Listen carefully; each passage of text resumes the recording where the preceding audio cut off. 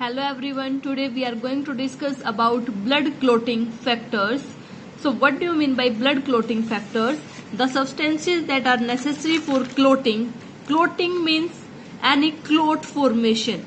So the substances that are necessary for blood clot formation, we will call them blood clotting factors. So we are having total 13 blood clotting factors. Factor 1,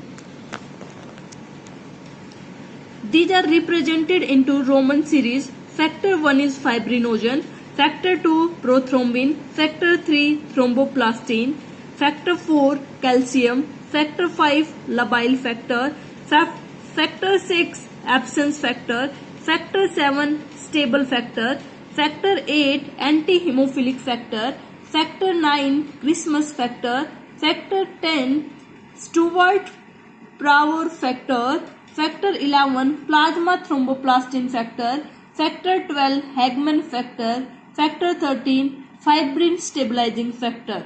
So how you will remember them? There is a mnemonics for them, that is foolish people try to climbing long, that is absent. Slopes after Christmas some people have fallen. So how you will remember? F is the fibrinogen, that is clotting factor first. P is the prothrombin, T is thromboplastin, C is calcium, L is labile, this is absence factor, S is stable, A is anti-hemophilic, C is Christmas factor, S is Stewart Power factor, P is plasma thromboplastin antecedent, H is Hagman factor, and F is fibrin stabilizing factor. So you have to learn this mnemonics, that is foolish people try climbing long, slopes after Christmas some people have fallen. Now we will see what are the stages of blood clotting. Stages of blood clotting include 3 stages. First stage is formation of prothrombin activator or prothrombinase, that is an enzyme important in blood coagulation. So first we need an enzyme that will help as a prothrombin activator. So the prothrombin will convert into the thrombin in the presence of that enzyme, that is prothrombin activator, and in the presence of calcium.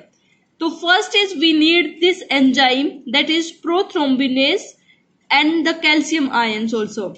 Second stage is prothrombin is converted into thrombin. With the help of this enzyme and calcium ion, prothrombin it will be converted into thrombin. And the third step is conversion of fibrinogen into fibrin. So the fibrinogen it will be converted into fibrin in the presence of thrombin. If the step any one of these step it is missing, so the blood clotting it will not takes place. For a successful blood clotting, for example, we are having some hemorrhage or bleeding at any site. So to prevent this, we need these 3 stages. First is activation of the enzyme, that is prothrombinase. Second is prothrombin it should be converted into thrombin. And third step is these fibrinogens that are present in our blood, these are the proteins, these should be converted into fibrin in the presence of thrombin and calcium. Fibrin it is an insoluble protein, so it forms a network of thread and the blood clotting is successful. Now we will see role of vitamin K in clotting. Vitamin K is known as anti-hemorrhagic factor. It is required for the synthesis of 4 clotting factors from the hepatocyte. Hepatocytes are the hepato means liver, cytes means cell. These are the liver cell. So vitamin K is secreting 4 clotting factors from the hepatocytes. These are the clotting factor 2, 7, 9 and 10. Normal vitamin K it is produced in our body from the large intestine, because some of the bacteria like E. coli they are present in our intestine, they produce vitamin K. So it is an anti-hemorrhagic factor. Anti means against, hemorrhagic means blood bleeding को prevent करने के लिए we are giving vitamin K. So if there is deficiency of vitamin K, it will lead to increased clotting time. What do you mean by clotting time? Clotting time is the time taken by the blood to clot after collecting from the body. The normal clotting time is 3 to 8 minutes. Now we will see some terminologies. First is thrombosis. Thrombosis means it includes the word thrombus. Thrombus means clot formation. So thrombosis, it is the formation of blood clot into the vascular system.